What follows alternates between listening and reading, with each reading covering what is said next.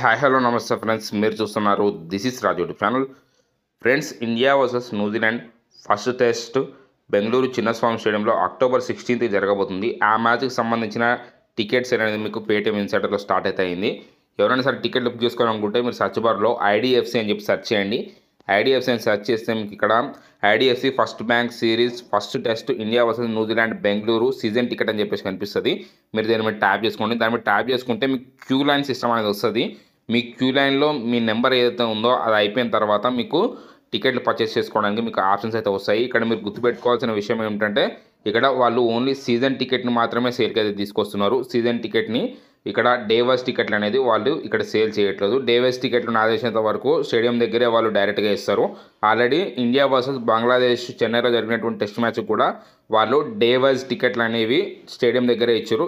ఇప్పుడు ఇట్లా ఈ మ్యాచ్కి సంబంధించి టికెట్స్ సేల్కుంటే డే వైజ్వి స్టేడియం దగ్గర ఉండొచ్చు. మీరు టికెట్ బుక్ చేసుకోవాలనుకుంటే మీరు పేటీఎం ఇన్సైడర్ అయితే ఓపెన్ చేయండి. ఇక్కడ ఓపెన్ చేసుకున్న తర్వాత మీరు క్యూ సిస్టమ్ అయిపోయేంత వరకు వెయిట్ చేయండి. ఫ్రెండ్స్, క్యూ సిస్టమ్ అయిన తర్వాత మనకి టికెట్లు బుక్ చేసుకోవడానికి ఇక్కడ బై నౌ అని చెప్పి ఆప్షన్ వస్తుంది. మీరు పేటీఎం ఇన్సైడర్లో కానీ టికెట్ కానీ బుక్ చేసుకున్నట్టయితే మీరు ఆ టికెట్ తోటి డైరెక్ట్గా మీరు మ్యాచ్ చూడడానికి వెళ్ళిపోవచ్చు. మీకు ఈ టికెట్ అనేది వస్తుంది. ఆ టికెట్ని వాళ్ళు స్కాన్ చేసి మీకు వాళ్ళు స్టేడియం లోపలికి అలో అయితే చేస్తారు. ఇక్కడ క్లియర్గా వాళ్ళు మెన్షన్ కూడా చేసారు, చూసుకోండి. For online purchases via Insider no physical ticket is required to enter the stadium అని చెప్పేసి వాళ్ళు క్లియర్గా రాశారు.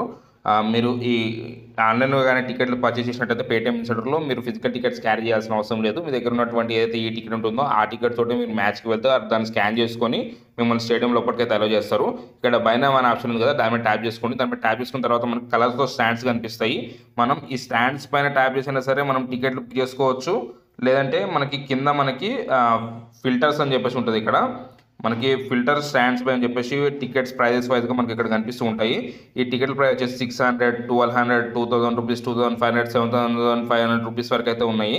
మనకి ఏ స్టాండ్స్లో టికెట్లు కావాలో ఇక్కడ డైరెక్ట్ సెలెక్ట్ చేసుకోవచ్చు. లేదంటే ఇక్కడ టికెట్స్ ప్రైస్ మీద కూడా సెలెక్ట్ చేయొచ్చు. ఇక్కడ నేను 600 రూపీస్ సెలెక్ట్ చేస్తాను.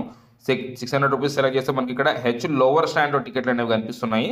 ఇక్కడ చూసుకోవచ్చు హెచ్ లోవర్ స్టాండ్లో. ఆల్రెడీ నేను ఇంతకుముందు సెలెక్ట్ చేసిన టికెట్స్ మీరు కూడా సెలెక్ట్ చేసుకుంటే ఒకరోజు వచ్చేసి మాక్సిమం 4 టికెట్స్ వరకు అయితే బుక్ చేసుకోవచ్చు.